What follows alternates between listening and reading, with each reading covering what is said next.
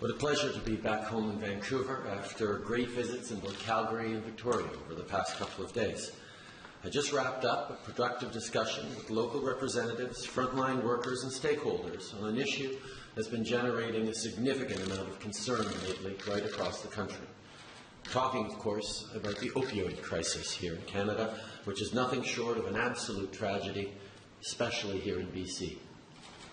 First thing this morning, I got to do a ride-along with the Vancouver Police Department, accompanied by Minister Sajjan, as all of you know, isn't just our Minister of Defence now, but is a proud former member of the Vancouver Police Department, to see firsthand the impact that the opioid crisis is having on the downtown east side on the people who live there.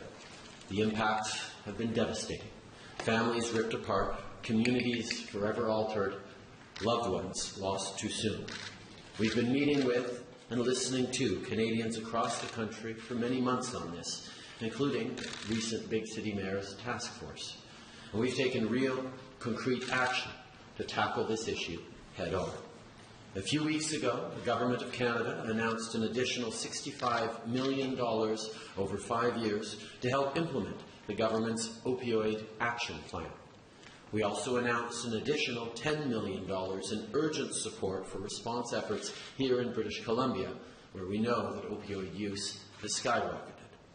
Not only that, we've recently reintroduced harm reduction as a pillar of our comprehensive drug strategy and expanded access to naloxone. In addition, we've adopted Bill C-37 in the House of Commons, which, if passed by the Senate, will streamline how communities apply for safe consumption sites.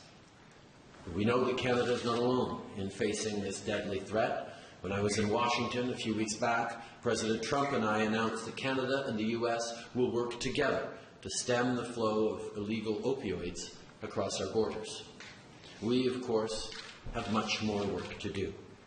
But we're committed to acting in close collaboration over the coming months and years to provide real, lasting support to affected communities, both help in the short term and a path forward to get through and beyond this terrible crisis.